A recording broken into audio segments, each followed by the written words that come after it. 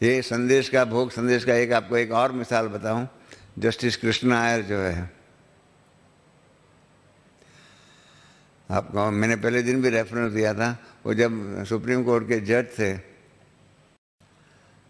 तो वहाँ पर उनकी वाइफ जो है, उनके दो बच्चे थे। एक बच्चा हांगकांग रहता था और दूसरा बच्चा जो है वो न्यूयॉर्क में रहता था। दोनों लड़के जो थे जस्टिस कृष्ण आयर के, तो उनकी वाइफ जो है, कृष्ण आयर जी की वाइफ जो है, कुछ काम के लिए अमेरिका गई हुई थी अपने बेटे के पास। और बेटे के पास गई तो 2 दिन के ही बुखार में वो उनकी वाइफ ने वहाँ अमेरिका में शरीर छोड़ दिया। तो दोनों हस्बैंड वाइफ के बीच में बहुत ही गहरा संबंध था, प्यार भी था, स्नेह था। तो उसके कारण काफ़ी वो डिप्रेस जैसे ही रहते थे। इतने में हमारे एक भाई जो है जयप्रकाश जी करके, वो एडवोकेट भी है, तो उनके घर पे जैसे और लोग जाते हैं, भाई जज साहब के घर में ऐसा हुआ है, तो जैसे अपने तरफ से मतलब अपनी श्रद्धांजलि अर्पित करने के लिए ऐसे वो गए उधर। वहाँ पर कृष्णराज जी से बात करते करते इन्होंने कहा कि आप इस प्रकार से दुखी जैसे लग रहे हैं, आपके ऐसी मेरी मनस्थिति इस प्रकार से है, तो आप क्यों नहीं हमारे सेवा केंद्र पर आते हो और आकर के 7 दिन का कोर्स करो, इनसे आपको शांति मिलेंगी और इस प्रकार से जो आपके ऊपर ये दुख आया हुआ है उस दुख को आप ओवरकम कर सकेंगे। तो कृष्णराज जी ने मालूम नहीं कैसे मान लिया, क्योंकि आप जानते हैं थोड़ा उनका बैकग्राउंड जो है वो कम्युनिस्ट बैकग्राउंड का था। पहले वो कई बार हमारे उनके साथ डिस्कशन हुआ, कहते हैं मैं नहीं कम्युनिस्ट नहीं था, मैं स्वतंत्र विचार का था, परंतु कम्युनिस्ट मिनिस्ट्री के अंदर मुझे जो है सरकार ने, वहाँ की कैबिनेट ने लॉ मिनिस्टर के रूप में अपॉइंट किया था, पर मैं कम्युनिस्ट विचारधारा का नहीं था। ये मेरे बारे में उन्होंने कहा कि ये गलत भ्रांति है। तो इस प्रकार से वो कृष्ण आयर जी वहाँ जाने लगे। गुरुवार का दिन था, शाम को वहाँ पर दिल्ली पांडव भवन के अंदर भोग लगता था। तो जब भोग लगता था तो हमारी हृदय मोहिनी दादी है, वो भोग लेकर के शिव बाबा के पास गई थी। गई इतने में क्या हुआ कि जो बहन 7 दिन का कोर्स करा रही थी, उन्होंने कृष्ण आयर जी को कहा कि आज हमारे यहाँ भोग लग रहा है, तो आप भोग के समय पर क्लास में आकर के बैठेंगे।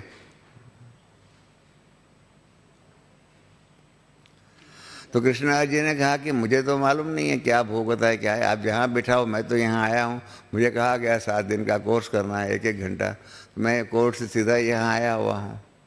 तो हमारे क्लासरूम के अंदर जा कर के बैठे और जो संदेश लेकर के जो संदेशी बहन गई थी, उसको तो मालूम नहीं कि कृष्णराज जी क्लासरूम में आकर के बैठे। उनको ये मालूम था कि अलग 7 दिन का कोर्स उनका चल रहा है, परंतु जब वो क्लास में आकर के बैठे और वो संदेशी के रूप में, वहाँ ऊपर ही का ध्यान था, दुनिया की नहीं उनको ख्याल था।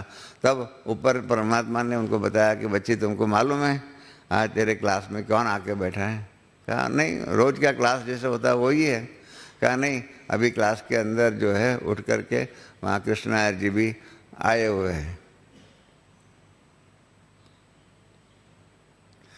हाँ, तो कृष्ण कहा कि वो आए हुए हैं और वो बहुत क्या कहे, उनके मन में बहुत अशांति है, तो इसलिए मैं उनकी वाइफ को इमर्ज करता हूँ।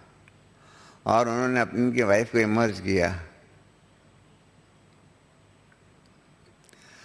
और फिर बताया कोई कैसे कैसे हुआ। उसकी वाइफ ने भी बताया कि ऐसे ऐसे हुआ, और वो बहन ने बताया कि आपके हस्बैंड जो है उतना डिप्रेस्ड है, वैसा है, और हमारे पास 7 दिन का कोर्स करने के लिए आ रहे हैं।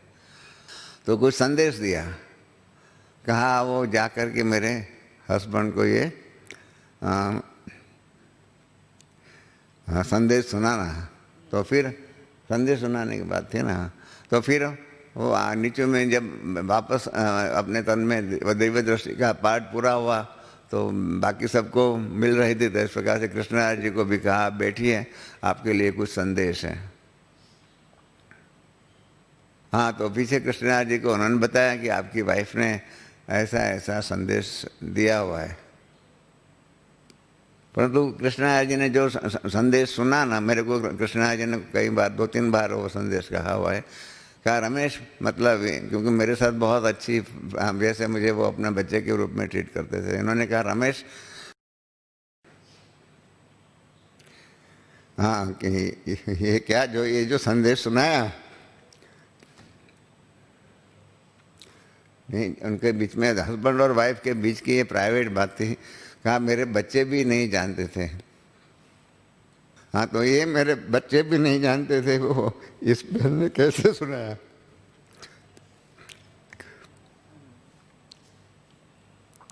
करके बेचारे कृष्ण हर भी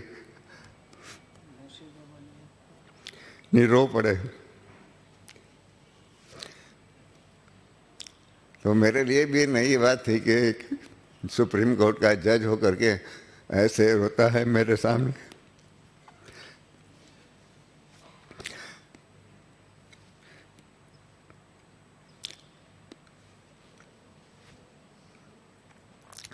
तो ये संदेश जो है उसके आधार पर कृष्णराज ने बताया कि दैट वाज टर्निंग पॉइंट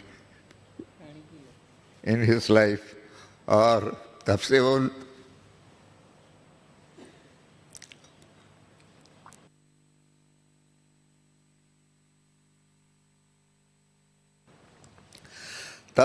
क्या कहें, नास्तिक से